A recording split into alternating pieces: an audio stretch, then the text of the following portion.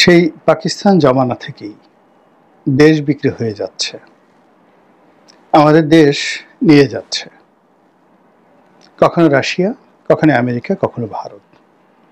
আর পাকিস্তান তো দখল করেছিলই। আমি বলছি 1947 সাল থেকে আজ অবধি এই বাংলায়, অর্থাৎ এই পূর্ব বাংলায় এই দেশ বিক্রি করা নিয়ে, এই দেশ লিজ দেওয়া নিয়ে, বা এই দেশ অন্য মানুষের হাতে তুলে দেওয়া নিয়ে যে রাজনীতি হয়েছে, যে আশঙ্কা তৈরি হয়েছে, এবং আমাদের যে তিক্ত অভিজ্ঞতা রয়েছে, এটির সঙ্গে অন্য কোনো গজব, অন্য কোনো গুজব, মানে গজব এবং গুজব, কিংবা অন্য কোনো নির্মম বাস্তবতা আর বাঙালির জীবনে ঘটেনি। এই দেশ সত্যিকার অর্থেই সবাই বিক্রি করে দিয়েছে, যখন যে যেভাবে পেরেছে। মুঘল সম্রাট শাহ আলম, দ্বিতীয় শাহ আলম, এই দেশটা বিক্রি করে দিল। পলাশির যুদ্ধের পর বাংলা, বিহার, উড়িষ্যার নবাব হলেন মীর জাফর। ইংরেজরা তাকে সরিয়ে মীর কাসিমকে বাংলার সেই নবাবি দেওয়া হলো। তখন মীর কাসিম বা নবাব সিরাজউদ্দৌলা যে কাজটি করেছিলেন সেটি হলো সিংহাসনে বসার জন্য রাজকোষ থেকে তাদেরকে একটা বিশাল অ্যামাউন্ট, ওই আমলে 3 কোটি টাকা, 3 কোটি স্বর্ণমুদ্রা রবার্ট ক্লাইভকে দেওয়া হয়েছিল। তো যা হোক, পরবর্তীতে তারা অতিরিক্ত সুযোগ হিসেবে সারা বাংলায় তাদেরকে বিনা শুল্কে ব্যবসা করার জন্য সুযোগ করে দেওয়া হলো। তো এইভাবে চলছিল। কিন্তু মীর কাসিম যখন ইংরেজদের সাথে বিরোধে জড়ালো এবং যুদ্ধ হলো, তখন মীর কাসিম পরাজিত হলেন। পরাজিত হওয়ার পর কি করলেন? মীর কাসিম পরাজিত হলেন। পরাজিত হওয়ার পরে মীর জাফরকে নিয়ে আবার বসানো হলো। তখন মীর কাসিম চলে গেলেন দিল্লিতে। দিল্লিতে গিয়ে দিল্লির শাসককে তিনি কনভিন্স করলেন, এবং আরেকজন শাসক ছিলেন মুসলিম শাসক সুজাউদ্দৌলা। তো সুজাউদ্দৌলা এবং মীর কাসিম এবং সম্রাট দ্বিতীয় শাহ আলম, তারা সম্মিলিতভাবে বাংলা আক্রমণ করে ইংরেজদের বিরুদ্ধে যুদ্ধ করার চেষ্টা করলেন, কিন্তু পরাজিত হলেন। তো পরাজিত হওয়ার পর ইংরেজরা মুঘল সম্রাটের কাছে জাস্ট দূত পাঠালেন এবং তার সঙ্গে একটা নেগোসিয়েশন করতে চাইলেন। এবং সেই নেগোসিয়েশনের যে ফলে কি হলো, ইংরেজ সরকার, মানে ইংরেজ সরকার না, ঠিক ইস্ট ইন্ডিয়া কোম্পানি এই প্রথম তারা কি করলো, মুঘল দরবারে 30 লক্ষ টাকা বার্ষিক তারা মানে রাজস্ব হিসেবে দেবে, বিনিময়ে বাংলা, বিহার, উড়িষ্যা থেকে তারা ইচ্ছা মতো শুল্ক কর আদায় করবে।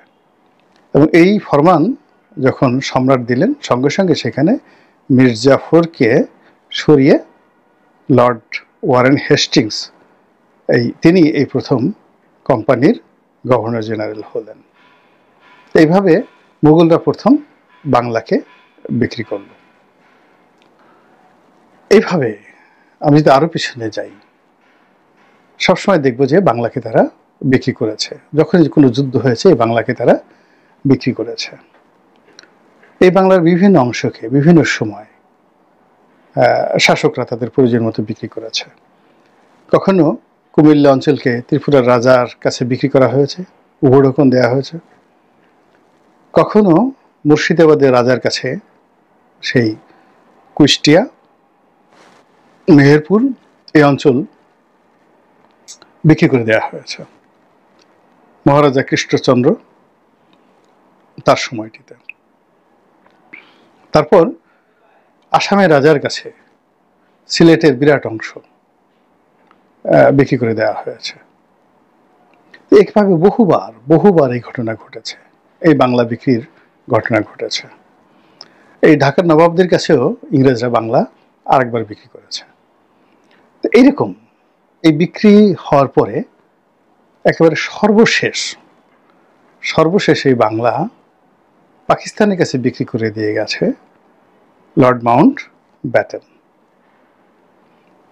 তো লর্ড মাউন্ট ব্যাটেন যেভাবে বিক্রি করছেন সেটা আরো অনেক সুন্দর কাহিনী। আপনি এটা ইন্ডিয়া উইন্স ফ্রিডম এই বইতে, মাওলানা আবুল কালাম আজাদের এই বইতে এই কাহিনী চমৎকারভাবে পড়তে পারবেন। তারপর যখন পাকিস্তানি শাসন শুরু হলো, তখন আমাদের মধ্যে একটা ভয় ছিল যে পাকিস্তান আমাদেরকে সম্মান দিচ্ছে না, মর্যাদা দিচ্ছে না। আমাদের দেশের রাজনীতিবিদরা এটাকে কাজে লাগিয়ে তারা এই দেশ ভারতের কাছে বিক্রি করার চেষ্টা করছে, বিকিয়ে দেওয়ার চেষ্টা করছে। পুরো পাকিস্তান জমানাতে এরকম প্রচার এবং প্রপাগান্ডা ছিল। স্বাধীনতার পরে আওয়ামী লীগের বিরুদ্ধে সবচেয়ে বড় অভিযোগ ছিল সে ভারতের কাছে দেশ বিক্রি করে দেবে। এবং এটি একেবারে শেখ হাসিনা যেদিন পর্যন্ত ছিলেন তখনও যেভাবে ছিল এবং এখনো পর্যন্ত আওয়ামী বিরোধী শক্তিদের 1 নম্বর প্রচারণা হলো তারা ভারতের কাছে এই দেশ বিক্রি করে দেবে। অন্যদিকে যারা বামপন্থী তাদের বক্তব্য হলো যে যারা বুর্জোয়া রাজনীতি করে, বিএনপি, আওয়ামী লীগ থেকে শুরু করে সবাই, যারা এই বাংলাদেশের সিআইএর দালাল, বড় বড় ব্যবসায়ী সম্প্রদায়, সেনাবাহিনীর কর্মকর্তা, তারা এই দেশ আমেরিকার কাছে বিক্রি করে দেবে এবং আমেরিকার যে সাম্রাজ্যবাদী শক্তি এই বাংলা তারা অর্থনৈতিকভাবে কবজা করে এই বাংলার উপর আমেরিকার প্রভুত্ব চালু রাখবে। এবং এটা এখনো পর্যন্ত এই প্রচারণা চলছে, মার্কিন সাম্রাজ্যবাদ নিপাত যাক, আমরা এইভাবে স্লোগান দেখেছি। একইভাবে আবার যারা এই ডানপন্থী রাজনীতি করেন, সেই ডানপন্থী যারা রাজনীতি করেন এর মধ্যে দুটো গ্রুপ রয়েছে, একটা হলো ইসলামিস্ট আর একটা হলো নন ইসলামিস্ট। সেগুলো রাজনীতি করেন কিন্তু ডানপন্থী। এখন এই যে ডানপন্থী রাজনীতি করেন তাদের অভিযোগ হলো যে এরা রুশ আর চীনের দালাল, চাকর। এই দেশটি যেমন কমিউনিস্ট পার্টিকে বলা হতো যে তারা কমিউনিস্ট পার্টির দুটো অংশ, একটা হলো পিকিংপন্থী আর একটা হলো মস্কোপন্থী। এরা চীনের কাছে দেশ বিক্রি করবে আর রাশিয়ার কাছে দেশ বিক্রি করবে। এভাবে পুরো 90-এর দশক পর্যন্ত বাংলাদেশে পাল্টা বিবৃতি চলেছে। তারপর আওয়ামী লীগের অভিযোগ বিএনপির বিরুদ্ধে যে এরা এই দেশটিকে বিক্রি করে দিচ্ছে, সেন্ট মার্টিন বিক্রি করে দিচ্ছে, গ্যাস বিক্রি করে দিচ্ছে, তেল বিক্রি করে দিচ্ছে, গ্যাস বিক্রি করছে ভারতের কাছে, নানা রকম প্রচারণা। আর এখন সেই সকল প্রচারণাগুলো একত্র হয়ে পুরো বাংলাদেশ খণ্ড বিখণ্ড করে বিক্রি করার, বিলিয়ে দেওয়ার যে দুর্নাম এবং বদনাম, এর পুরোটাই এখন বর্তমান সরকারের উপর এসে চেপে পড়েছে। সবাই বলার চেষ্টা করছে যে এই সরকার নিজেদেরকে ক্ষমতায় রাখার জন্য আমেরিকার দাবিদার হয়ে পড়েছে এবং আমেরিকাকে খুশি করার জন্য তারা জাতিসংঘের ব্যানারে যে মানবিক করিডোর দিতে যাচ্ছে কক্সবাজারে আরাকান আর্মির জন্য, এটি মূলত কক্সবাজার, চট্টগ্রাম, পার্বত্য চট্টগ্রাম বিক্রির শামিল। তারপর এই সরকার যেভাবে চট্টগ্রাম বন্দর বিদেশিদের হাতে পরিচালনার জন্য দিতে চাচ্ছে, এর ফলে বাংলাদেশে যে হার্ট, এটিকে বিদেশিদের হাতে তুলে দেওয়া বা বিক্রি করার একটা পায়তারা বলে প্রচার করা হচ্ছে।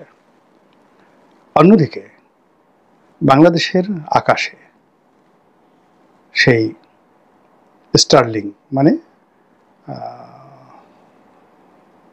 ইলন মাস্কের যে কোম্পানি, সেই কোম্পানিকে ব্যবসা করার অনুমতি দিয়ে বাংলাদেশ ইলন মাস্কের যে স্টারলিং চালু করার মাধ্যমে পুরো বাংলাদেশের তথ্য প্রযুক্তি, ব্যক্তিগত গোপনীয়তা এবং আমাদের যে আকাশ এবং আকাশের যে রাডার সিস্টেম, সব কিছু এই স্টারলিংয়ের কবজায় নিয়ে যাওয়ার যে লাইসেন্স, এই লাইসেন্স দেওয়ার মাধ্যমে মূলত দালিলিকভাবে এই দেশটিকে স্টারলিংকের নিকট জিম্মি করা হয়েছে।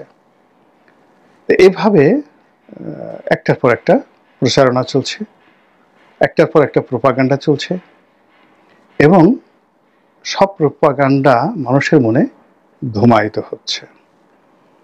এবং বর্তমান যে চলমান সমস্যা, রাজনৈতিক অস্থিরতা, অর্থনৈতিক দুর্বলতা এবং মানুষের বিষণ্ণতা, এই বিষণ্ণতার সঙ্গে যে এই দেশ বিক্রির যে গুজব, দেশ বিক্রির যে প্রচারণা, প্রোপাগান্ডা, এটি অনেকটা বারুদের মতো ছড়িয়ে পড়ছে। এবং এই বারুদে কোনো কারণে কোনো জায়গাতে যদি ছোট্ট একটু মানে আগুনের স্পর্শ পায়, এটা যে ফ্লেম হয়ে অগ্নি